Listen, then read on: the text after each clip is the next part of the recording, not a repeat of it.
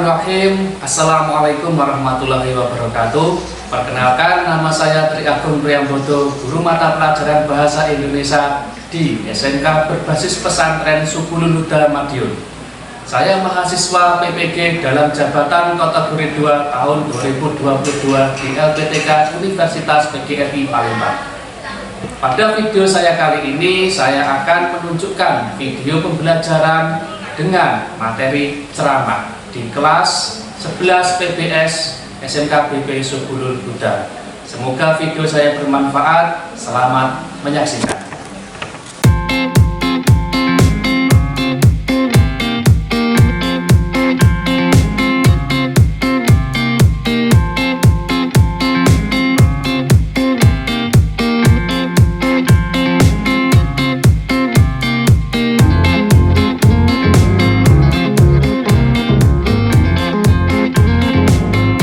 Bismillahirrahmanirrahim. Assalamualaikum warahmatullahi wabarakatuh. Waalaikumsalam warahmatullahi wabarakatuh. Bagaimana kabarnya pagi ini? Alhamdulillah. Masih pagi, saatnya semangat. Sudah sarapan semua? Sudah. Ada yang tidak sarapan? Tidak ada. Diusahakan kalau pagi harus Sarapan. Gimana kebersihannya? Sudah dibersihkan semua? Ada yang masih kotor, itu masih kotor. Terus saya mau periksa kerapiannya juga. Tapi, lah itu pecinya mana, Pak? Ketinggalan di mana? Sama ini sambil dikaji. Berhubung ini Irfan nggak bawa peci, ya yang laki-laki, maka akan ada sanksi supaya Pak di kemudian hari pakai peci. Saya hukum karena ini kotor sekali. Silakan dibersihkan ya, nggak pakai peci. Dibersihkan. Lah ini ada sampah-sampah ini. Ayo. Ini ya hukuman atau apa? Konsekuensi jika tidak menggunakan atribut secara lengkap. Itu dibersihkan lagi ini. Dibuang ke sana, dipilih, dicari lagi. Pala pakai peci terus ikhlas ya. Oh ya. Baiklah, sebelum kita mulai pelajaran kita pada pertemuan pagi hari ini, ketua kelas silakan dipimpin untuk berdoa terlebih dahulu. Sebelum kita memulai pelajaran pagi hari ini, mari kita berdoa bersama-sama. Doa mulai. A'udzubillahi minasyaitonirrajim. Bismillahirrahmanirrahim. Amin ya rabbal alamin. Baiklah, kita berdoa dan setelah itu saya akan melihat kehadiran untuk pagi ini. Yang ada siapa, yang ada siapa. Oke, langsung saja saya panggil satu persatu ya untuk kehadiran pagi ini. Bahwa ada Centika kira dia. Oke, kita dalam kegiatan apapun, dalam hal apapun harus dua hal yang kita lakukan. Satu, berdoa secara sungguh-sungguh dan berusaha secara sungguh-sungguh. Dengan berdoa maka kita memasrahkan diri kita kepada Sang Pencipta. Sedangkan berusaha itu sebagai ikhtiar kita, sebagai berusaha kita untuk mendapatkan sesuatu. Tanpa adanya doa, ketika kalian mengandalkan otak dan tenaga kalian, maka kalian sombong. Kenapa kok sombong? Tidak melibatkan yang Maha Pencipta. Padahal yang menentukan segala sesuatu di dunia adalah Allah Subhanahu wa Ta'ala. Tetapi kalau hanya berdoa saja tanpa ada usaha dan bekerja, itu namanya bodoh. Jadi dua-duanya harus imbang. Gimana ini semangat untuk belajar pagi? Ada yang semangat, ada yang tidak, ada yang diam saja seperti biasa untuk menambah rasa semangat di dalam hati dan pikiran dan tenaga kita. Apa istilahnya? Iya, penyemangat kita. Masih ingat ya kita? Gimana? SMK? Bisa. SMK BP? SMK BP Subulul Huda. Luar biasa. Pertemuan kali ini adalah membahas bab keempat, yaitu bab pelajari sebelumnya? Sudah. Yakin sudah? Betul. Kalau memang sudah belajar, coba kita bahas bersama. Kalau nanti kalian bisa menemukan definisinya, kemudian jenisnya dan lain-lain, berarti kalian benar-benar sudah belajar sebelumnya sebelum pertemuan kali ini. Dan sebelum itu dimulai, sebelumnya kita belajar apa sebelum ceramah? Masih ingat? Eksplanasi ya, alhamdulillah masih ingat. Jadi kita flashback ke bab sebelumnya yaitu mengenai teks eksplanasi. Apa itu teks eksplanasi?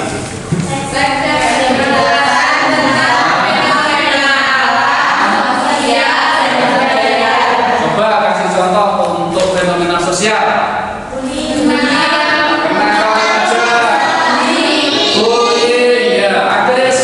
Bullying temannya di sini.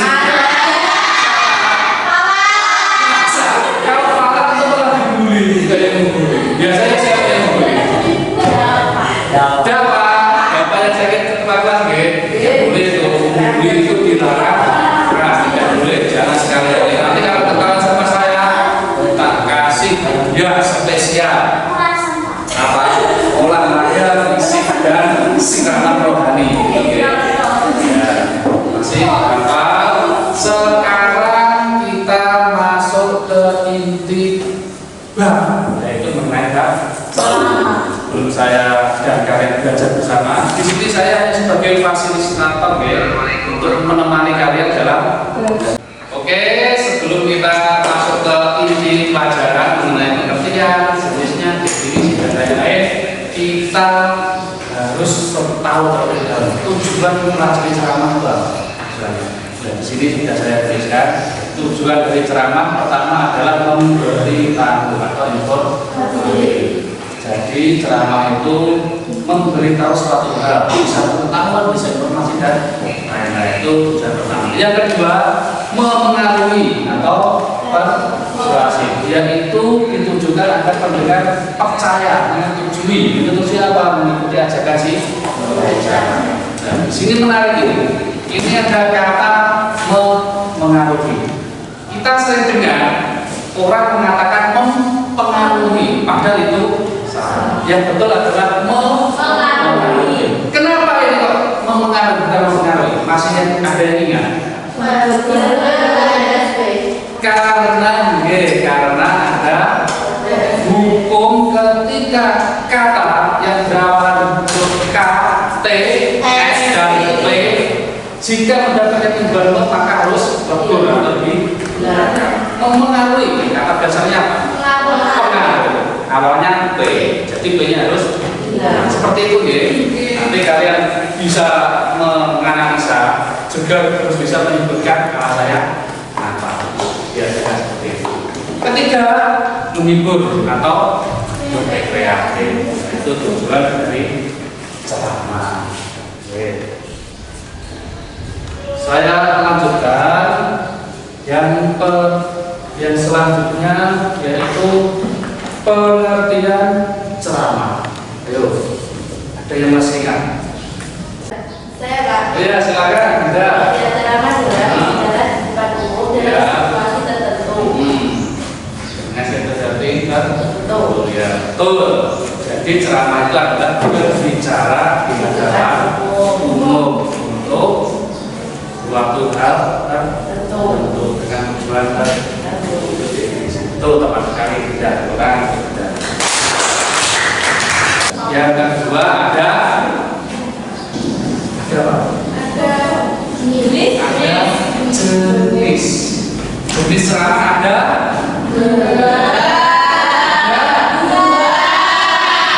Berapa ini ada?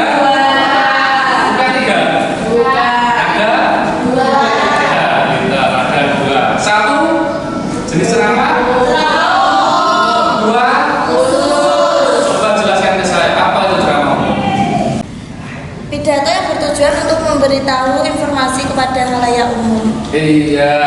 Yang kedua adalah ceramah khusus. Apa itu ceramah khusus? Ceramah khusus adalah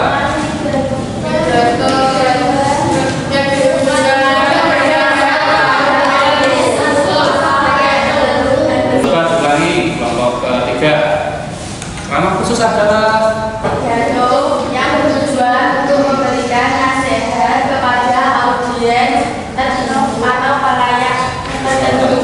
ya itu adalah ceramah. Yang lain bisa nggak? Insya Allah bisa dipelajari. Setelah itu ada apa lagi? Unsur. Unsur. Oke, berarti ini menunjukkan kalau kalian benar-benar pelajari ini asrama yang masing-masing. Unsur-unsur ceramah. Satu ada Pencerahan. yang ketiga ada materi. Materi itu bab atau pembahasan yang didapat di ceramah. Dan yang terakhir ada metode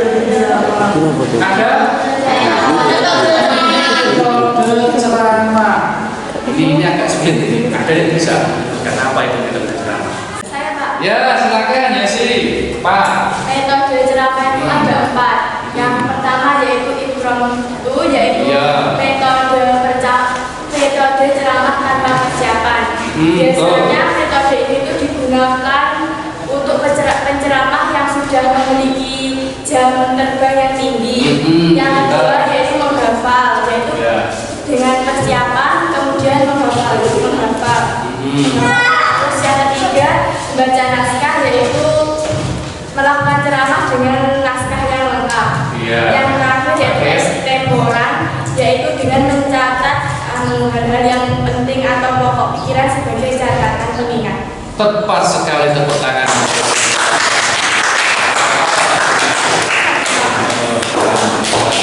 Belajar dengan maksimal. Oke, ada lagi apa selain itu? Ada media. Media itu apa saja? Bisa media televisi, radio, majalah, kemudian ada medsos. Sekarang ini yang trending, yang sering digunakan penceramah itu lewat medsos. Medianya selain datang kita secara langsung, bisa di YouTube, bisa di Instagram dan lain-lain. Oke, ada yang ditanyakan? Ada yang ditanyakan? Insya Allah sudah bisa, saya yakin semuanya sudah bisa. Kita lanjut ke kebahasaan dari ceramah. Kebahasaan dari ceramah. Bisa kebahasaannya. Coba satu kebahasaannya ada Menggunakan kalimat imperatif. Kalimat imperatif apa? Saya Pak. Ya silakan Rita. Apa? Kalimat perintah. Ya kalimat perintah. Coba kasih tahu ke saya. Berikan contoh kalimat perintah yang kalian bisa. Silakan. Silakan mengambil barang-barang yang Anda butuhkan. Itu termasuk jenis perintah apa? Mengizinkan. Mengizinkan. Jadi kalimat perintah itu ada banyak. Ada perintah ajakan, perintah mengizinkan, kemudian ada kalimat perintah syarat, kemudian ada perintah biasa dan lain-lain. Itu di buku kalian, jadi kalian sudah saya tuliskan di situ ada kalian. Oh ya, tadi kita lupa satu yang belum kita pelajari mengenai struktur. Kelewatan tadi. Struktur ceramah itu ada 3, kemudian dikembangkan dari 3 itu ada bagian-bagian. Coba, ada nggak yang masih ingat yang dipelajari kemarin? Struktur ceramah itu apa saja dari 3 itu? Saya Pak. Ijen. Struktur ceramah ada 3. Ya. Pendahuluan, isi ceramah, dan penutup. Ya, pendahuluan ada pembuka dan penghayatan. Di pembuka ada salam pembuka, ucapan syukur sama ucapan penghormatan. Ya, betul. Di isi ceramah ada gagasan dan inti. Ya. Di inti ada pandangan umum atau ilustrasi dari penceramah. Tepat. Terus terakhir. Yang terakhir ada penutup yang isinya ada simpulan, ucapan permintaan maaf dan salam penutup. Salam betul. Tepat sekali itu.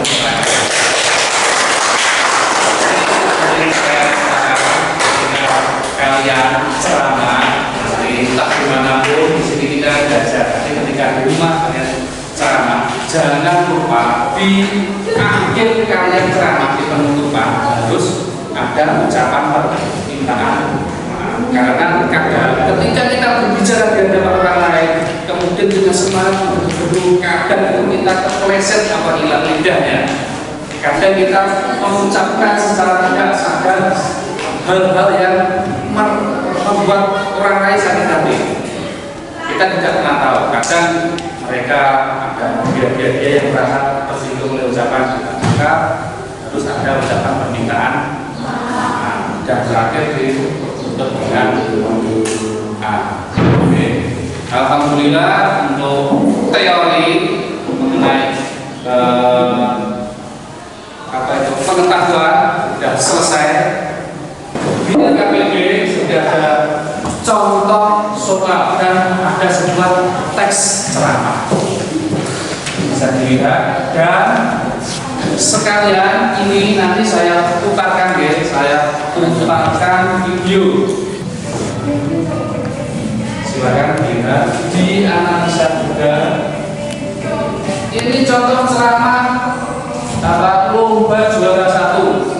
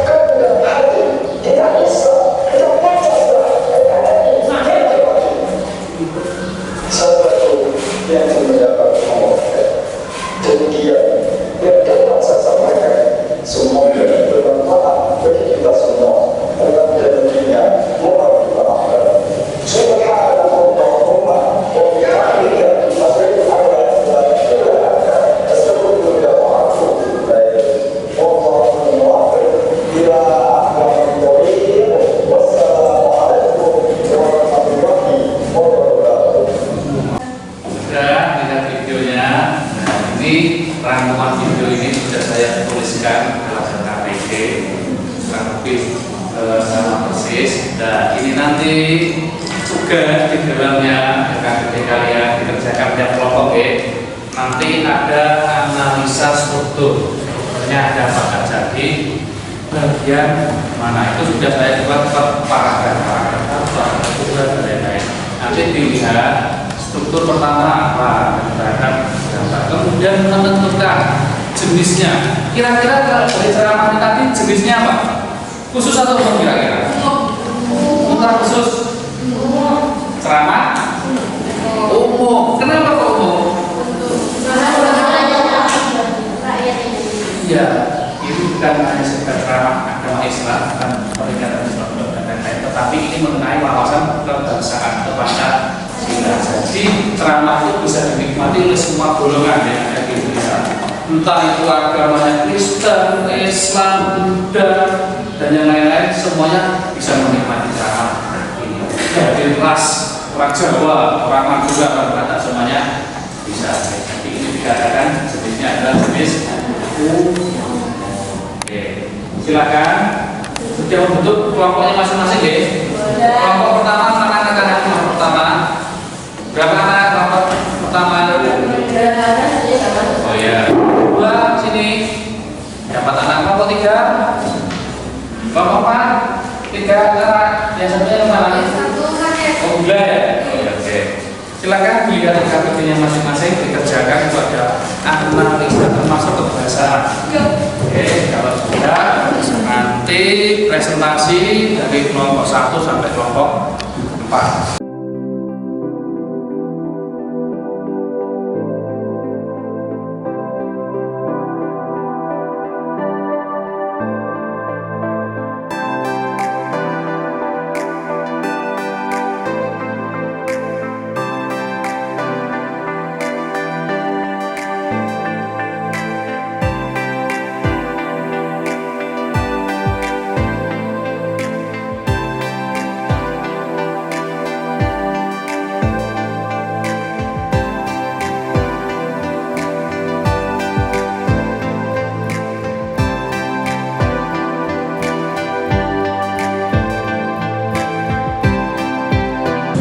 Sudah selesai? Alhamdulillah. Kalau sudah selesai, kelompok berapa yang ingin presentasi terlebih dahulu, yang mau maju, yang siap untuk tampil presentasi? Kelompok berapa? Oh iya, kelompok 1 sudah siap? Siap ya. Kelompok kelompok 4 silakan itu kelompok 4 presentasi. Kelompok yang lain diperhatikan, jika ada pertanyaan silakan ditanyakan, jika ingin mengkoreksi silakan dikoreksi. Bismillahirrahmanirrahim. Assalamualaikum warahmatullahi wabarakatuh. Waalaikumsalam warahmatullahi wabarakatuh. Ya, kami dari kelompok 4 akan mempresentasikan hasil lomba jawaban kami. Saya yang bernama Cantika Dwi Astuti sebagai moderator, dan di samping saya sebelah kiri ada Ima Ibrahim Nasiah sebagai pemateri, dan ada Rizky Anissa sebagai narasumber. Satu pendahuluan ada di paragraf ke-1 dan ke-2. Yang kedua isi terdapat di paragraf 3 sampai 6. Ada pertanyaan dari kelompok lain, silakan yang mau menanggapi. Ya Pak. Irfan dari kelompok 3. Oh ya, coba apa yang ditanyakan ke kelompok 4. Contoh teks dalam ceramah LKPD selain kalimat imperatif ada kebahasaan apa lagi? Ada kalimat teknis atau peristilahan, contohnya NKRI singkatan dari Negara Kesatuan Republik. Iya, betul sekali, tepat sekali. NKRI singkatan dari Negara Kesatuan Republik Indonesia. Sekian, wassalamualaikum warahmatullahi wabarakatuh. Belajar mengenai pengetahuan dari ceramah, pengetahuan untuk KD pengetahuan, sekarang KD keterampilan. Berarti itu kita praktek membuat teks ceramah, kemudian nanti menampilkan, kita belajar untuk ceramah. Tugasnya sudah dibuat teks ceramahnya. Sudah. Ini bisa saya lihat, saya baca satu persatu. Alhamdulillah kata-kata sudah bagus. Walaupun ada 1-2 anak itu yang kurang maksimal ketika membuat teks ceramah. Nggak tahu saya rasanya kenapa. Tapi saya yakin sebenarnya bisa. Mungkin banyak tugas di sekolah dan di pondok atau nggak tahu gimana tak nggak maksimal kita membuat teksnya. Banyak kan tugas apa di pondok hafalan. Lain kali nanti diatur waktunya ya, supaya bisa dikerjakan dengan maksimal. Oke. kurang lebih ketika kita ceramah yang jelas harus diperhatikan adalah mimik wajah. Jadi ketika kalian berbicara yang temanya membahagiakan, jangan sampai kalian cemberut. Itu bahagia kalau wajah kalian gini. Sebaliknya menggebu-gebu tapi malah ketawa. Kita sebagai generasi muda seperti itu. Kita sebagai generasi muda maka kita harus jadi harus berapa gestur tubuh, mimik wajah, intonasi suara. Saya beri contoh sampai ini emosi nadanya. Wah, ini orang kau tonton gitu, oke. Ada gestur tubuh, ada intonasi keras, tinggi keras, kemudian ekspresi wajahnya seperti itu. Untuk pembukaan salam saya yakin sampai sudah bisa di pondok sudah terbiasa. Assalamualaikum warahmatullahi wabarakatuh. Kalau biasanya para kiai yang ulama itu nadanya pelan karena mereka paham ayat sudah. Bismillahirrahmanirrahim. Assalamualaikum warahmatullahi wabarakatuh. Itu biasanya para alim ulama. Tapi kalian sebagai pelajar generasi muda itu masalah. Salamnya seperti ini boleh. Assalamualaikum warahmatullahi wabarakatuh. Bisa. Assalamualaikum warahmatullahi wabarakatuh. Alhamdulillahirabbil alamin. Wassalatu wassalamu dan seterusnya seperti itu. Kita belajar dari Bung Karno. Bung Karno itu seorang presiden. Dia seorang orator, seorang penceramah, kita pidato yang hebat. Gimana cara beliau? Beliau sebelum pidato di hadapan ribuan bahkan jutaan rakyat Indonesia, beliau latihannya di mana? Di sawah dan di belakang rumah di lapangan dengan teriaknya sendiri. Ketika dia di ladang, ada banyak sekali pohon-pohon ketela. Dan dia menganggap bahwa mereka adalah manusia. Dia berbicara ulang-ulangi itu, menganggap ketela itu pohon ketela itu sebagai rakyat hidup. Kemudian ketika beliau benar-benar ceramah di hadapan orang banyak sekali ribuan orang di depan, supaya tidak nervous, tidak ceramah, orang yang sekian banyak itu dianggap sebagai pohon ketela. Itu hanya pohon. Jadi rasa malunya, rasa was-wasnya itu hilang. Seperti ketika kalian nyanyi di kamar mandi kan Bu gede. Bu gede sekali nyanyi itu di kamar mandi sama joget seperti ini. Oke, seperti itu. Tapi ketika nanti dilihat orang banyak belum tentu seperti itu. Nah, gimana caranya supaya tidak nervous? Pede, ya seperti tadi. Anggap tidak ada orang, anggap semua pohon ketela. Atau anggap semua kambing atau apapun dia supaya hilang. Ayo siapa yang mau masuk duluan silakan. Yesi siap. Yes siap. Oke, tepuk tangan. Bismillahirrahmanirrahim. Assalamualaikum warahmatullahi wabarakatuh.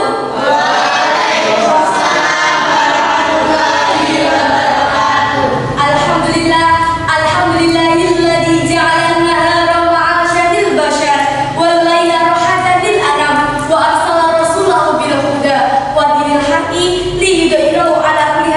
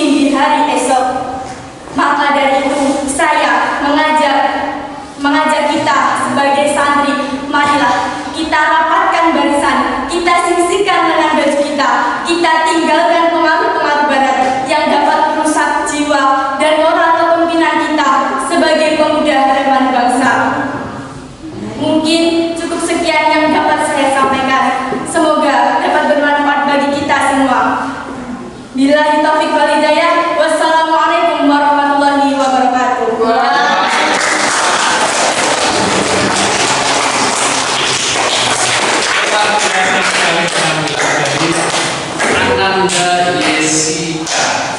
Siapa yang mau maju lagi mau tampil? Saya, Pak. Cantika. Oke, silakan maju ke depan. Bismillahirrahmanirrahim. Assalamualaikum warahmatullahi wabarakatuh. Demikian ceramah yang dapat saya sampaikan. Kurang lebihnya saya mohon maaf. Wassalamualaikum warahmatullahi wabarakatuh. Waalaikumsalam warahmatullahi wabarakatuh. Alhamdulillahirabbil alamin. Untuk ceramah saya sangat puas sekali bisa berjalan dengan baik dari segi pengetahuan dan juga yang lain.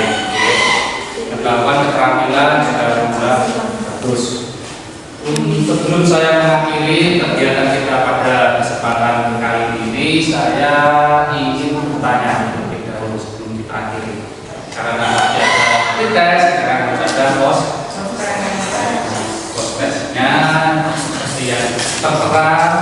Tadi saya perhatikan, silakan isi individu. Setelah selesai isi ada beberapa pertanyaan itu dikumpulkan ke saya. Demikian pertemuan kita mengenai bab ceramah. Apa yang sudah kita pelajari, diingat, dipelajari setiap saat dibutuhkan. Nanti kalian akan tetap ingat dan bisa. Baiklah, saya akhiri. Tetapi sebelum saya akhiri, ada yang bisa menyimpulkan untuk pembelajaran kita mengenai teks ceramah. Saya Pak. Ya, baik nih. Apalagi simpulannya kira-kira? Ceramah merupakan komunikasi yang efektif untuk mempengaruhi memberitahu masyarakat umum tentang suatu hal. Tentang suatu hal, ya. Itu kurang lebih seperti itu. Kesimpulan kita mempelajari ceramah sebagai sarana komunikasi dan ternyata tidak sulit juga untuk dipelajari. Yang penting kita serius, kita punya niat. Dan yang paling penting adalah mental. Kalau mentalnya sudah bagus, insya Allah itu sudah ketika kalian sana. Oke, postnya sudah selesai. Dikumpulkan ya. Kalau sudah, baiklah, mari kita tutup. Oh ya, untuk pertemuan selanjutnya ini nanti setelah ceramah ada kita mempelajari bab mengenai tubuh. Jangan lupa seperti biasanya dipelajari terlebih dahulu. Nanti ketika pembelajaran kita belajar bersama. Hanya jawab kalau ada yang tidak bisa, nanti ada temannya yang bisa. Kalau temannya bisa nanti saya itu pelajari biasanya. Baiklah, marilah kita tutup pembelajaran kita pada hari ini. Kurang lebihnya dari saya mohon maaf jika mungkin ada kata-kata saya atau kata saya yang secara tidak sengaja menyinggung perasaan kalian. Oke, semua kita di sini belajar. Kurang lebihnya seperti itu. Saya cukupkan. Marilah kita tutup dengan beberapa majelis. Bismillahirrahmanirrahim.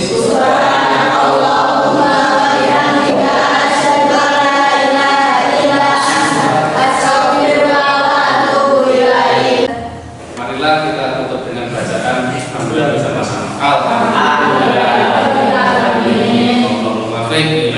Assalamualaikum warahmatullahi wabarakatuh.